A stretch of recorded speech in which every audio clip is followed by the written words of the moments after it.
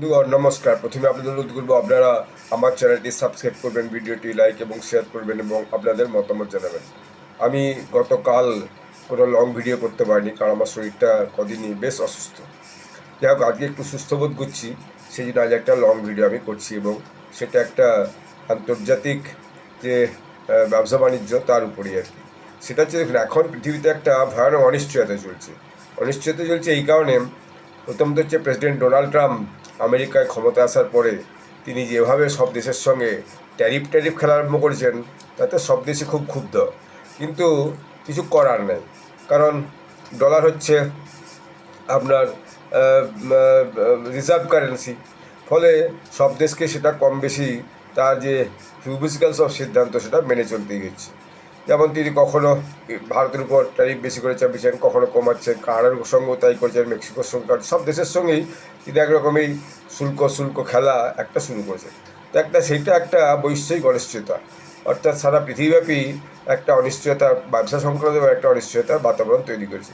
তারপর তো আবার এখন দেখা যাচ্ছে, আজকে প্রায় 24-25 দিন হলো ইরানের সঙ্গে তিনি ইসরায়েলকে যুদ্ধে লাগিয়ে দিয়েছেন এবং নিজেও যুদ্ধে জমে গেছেন এবং দেখা যাচ্ছে ইসরায়েলকে ব্যাপকভাবে সমর্থন করছেন। সেই যুদ্ধ 24-25 দিনে এসে পৌঁছে গেল।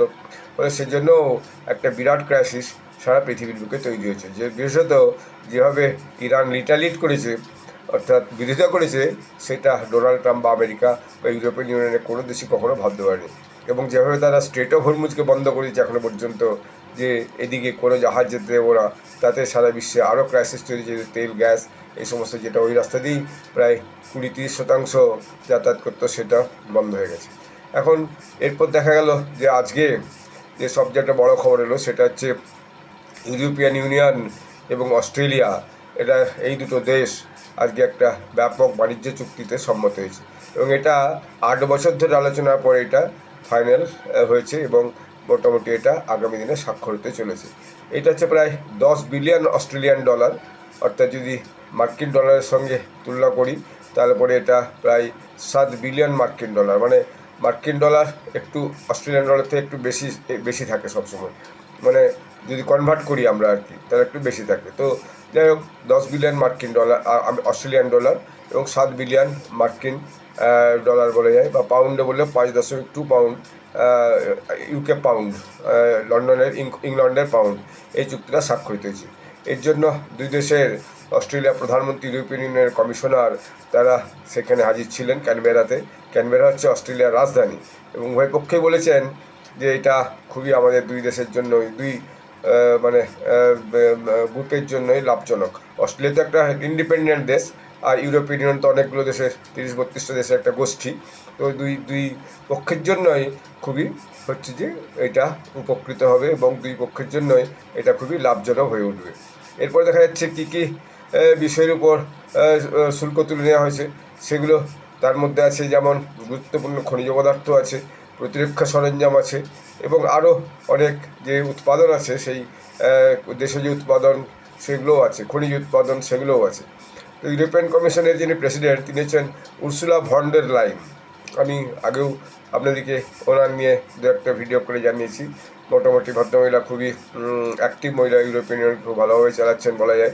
এবং তিনি বলেছেন যে এটা একটা ঐতিহাসিক চুক্তি এবং বিশ্বের যে এখন অবস্থা, যে স্থিতির এখন তৈরি হয়েছে, সেই স্থিতি থেকে নিজেদের যে উত্তরণ করতে হবে, তার জন্য এটা খুবই জরুরি ছিল এবং এটা দুই যে দুপক্ষের জন্যই এটা একটা খুব গভীরভাবে পরিবর্তনশীল হতে চলেছে আর কি। এখন দর কষাকষি অনেক হয়েছে, দর কষাকষি হলেও মোটামুটি সরবরাহ শৃঙ্খলাকে তারা যে একটা পর্যায়ে রাখতে চেয়েছে, অর্থাৎ ইউরোপিয়ান ইউনিয়ন থেকে বিভিন্ন জিনিসপত্র দেশে আসবে এবং এদেশ থেকে, অর্থাৎ অস্ট্রেলিয়াতে আসবে এবং অস্ট্রেলিয়া থেকে বিভিন্ন জিনিসপত্র হচ্ছে যে ইউরোপিয়ান ইউনিয়নের দেশগুলোতে যাবে। এবং মার্কিন প্রেসিডেন্ট ডোনাল্ড ট্রাম্পের যে শুল্ক চাপানোর পর এই নিয়ে যে চীনের বাজারটা পুরোপুরি নিয়ন্ত্রণ করছে খনিজ সম্পদে, সেটাও আস্তে আস্তে কিন্তু কমবে। এখন তিনি বলেন যে লেনদেন যেটা হচ্ছে, ব্যবসায় যেটা হচ্ছে, তার থেকেও এক দেশের সঙ্গে এক দেশের সম্পর্ক খুব গুরুত্বপূর্ণ, যেটা ডোনাল্ড ট্রাম্প একদম প্রায় ভেঙেই দিয়েছেন বলে। এখন এই চুক্তিতে কী কী আছে, চুক্তিতে যেমন আছে প্রতিরক্ষা সরঞ্জাম বাদ দিয়ে আছে, মাংস আছে, মদ আছে, ওয়াইন আছে এবং এই আরও অন্যান্য ফল সবজি ইত্যাদি আছে। যেমন দেখা যায় যদি ওয়াইন তো আছেই, ফল সবজি আছে, জলপাই তেল আছে, সামুদ্রিক খাবার আছে, দুগ্ধজাত খাবার আছে, গম ও বার্লি আছে। এবং অস্ট্রেলিয়ার যে সমস্ত উৎপাদন হয় সেগুলো ইউরোপে যাবে, কিন্তু তার জন্য ইউরোপিয়ান ইউনিয়নের কোনো দেশই তার উপর কোনো ট্যাক্স চাপাবে না। এখন এর ফলে দেখা যাবে কি, যে স্থানীয় যে ওয়াইন অর্থাৎ মদ উৎপাদনকারী যে সংস্থাগুলো আছে তারা হচ্ছে যে বিক্রি করবে ও দেশে, ইউরোপিয়ান ইউনিয়নে, তাতে তাদের প্রায় বলা হচ্ছে যে 37 মিলিয়ন অস্ট্রেলিয়ান ডলার তাদের সাশ্রয় হবে। মানে ওখানে যে বিক্রি হওয়ার পর এতদিন যে ট্যাক্সটা লাগছিল সেই ট্যাক্সটা লাগছে না, সেই ট্যাক্সটা না লাগার জন্য এই পরিমাণ তাদের লাভ হবে। এবং অস্ট্রেলিয়ার ভোক্তাদের জন্য, যে উপভোক্তা যারা, তাদের জন্য এই চুক্তি হচ্ছে সস্তায় ইউরোপীয় ওয়াইন, স্পিরিট, বিস্কুট, চকলেট ও পাস্তা এগুলো এদের কাছে সস্তা। অর্থাৎ যেগুলো ইউরোপ থেকে দেশে আসবে, অস্ট্রেলিয়ান ওয়াইন যেটা, সেটা এখানে সস্তা হবে। ইউরোপের ওয়াইন, ইটালির ওয়াইন যেমন এখানে সস্তা হবে। ইতালির যেমন স্পার্কলি ওয়াইন, সেটা খুবই চলে ইয়েতে, অস্ট্রেলিয়াতে, সেটা বলা হচ্ছে খবরটাতে। তো সেই স্পার্কলি ওয়াইন যেটা, সেটা এখানে সস্তা হয়ে যাবে, কারণ তার উপরে অস্ট্রেলিয়া কোনো আর ট্যাক্স হবে না। এবং 10 বছরের মধ্যে কিছু কিছু জিনিসপত্রের নামের চেঞ্জ হবে, অর্থাৎ যে নামে এখন চলছে সেটা চলবে না, পরবর্তীকালে সে নামগুলো একটু পরিবর্তন করা হবে, অর্থাৎ উৎপাদনের নামগুলো একটু পরিবর্তন করা হবে। তো এরকম একটা অবস্থায় দেখা যাচ্ছে দুটি গোষ্ঠীর মধ্যে চুক্তিটা খুবই গুরুত্বপূর্ণ হয়েছে। এবং দেখা যাচ্ছে অস্ট্রেলিয়া এবং ইউরোপিয়ান ইউনিয়ন, এই যে দুই দুই গোষ্ঠী, দুই পক্ষ, তারা এই যে গুরুত্বপূর্ণ একটা চুক্তি স্বাক্ষরিত করেছে, এটা খুবই কিন্তু গুরুত্বপূর্ণ ব্যাপার। এবং অস্ট্রেলিয়ার প্রধানমন্ত্রী তিনি হচ্ছেন অ্যান্থনি অ্যালবানিজ। তিনি বলেছেন যে আমাদের এই দেশটা তো মোটামুটি অভিবাসীদের উপর ভিত্তি করে করছে, আর অস্ট্রেলিয়া কোনো নিজস্ব আদিবাসী একটা ছিল, তাদেরকে মোটামুটি প্রায় নেগলিজিবল করে দেওয়া হয়েছে, তাদের কোনো অস্তিত্ব এই মুহূর্তে নেই। আছে নামকাও আসতে অস্ট্রেলিয়ান যে যে অরিজিনাল ইনহ্যাবিটেন্টস যাকে বলা হয়, তারা কিন্তু বাদবাকি সব দেশ বিদেশ থেকে, ফ্রান্স থেকে, ইতালি থেকে, ইংল্যান্ড থেকে, বিভিন্ন দেশ থেকে মানুষজন এসে অস্ট্রেলিয়াতে। এটা একটা মানে যাকে বলে মাইগ্রেন্টদের দেশই বলা হয়, কিন্তু বিদেশি মাইগ্রেন্টদের দেশ। আমেরিকা থেকে সবাই এখানে এসে এই অস্ট্রেলিয়া দেশটাকে উন্নত করেছে বা তৈরি করেছে।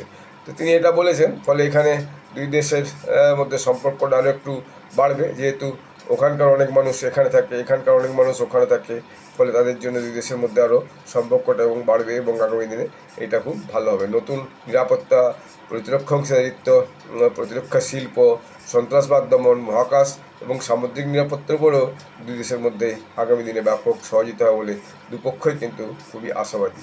ধন্যবাদ।